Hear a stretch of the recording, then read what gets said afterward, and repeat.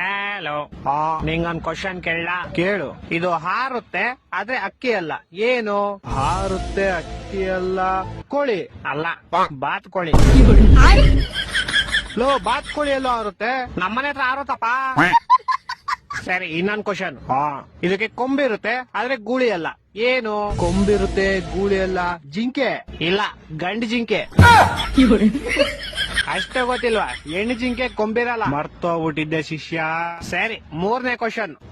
ಇದಕ್ಕೆ ಬಾಲ ಇರುತ್ತೆ ಆದ್ರೆ ಕೋತಿ ಅಲ್ಲ, ಏನು? ಬಾಲ ಇರುತ್ತೆ ಕೋತಿ ಅಲ್ಲ, ಬೆಕ್ಕು ಅಲ್ಲ, ನಾಯಿ. ಓಡ, ಹಂಗೋದ್ರೆ ಬಾಲ ಎಲ್ಲ ಪ್ರಾಣಿಗೂ ಇರುತ್ತೆ, ಆದ್ರೆ ನನ್ ಕ್ವಶನ್ಗೆ ಆನ್ಸರ್ ಇದ್ದಿದ್ ನಾಯಿ.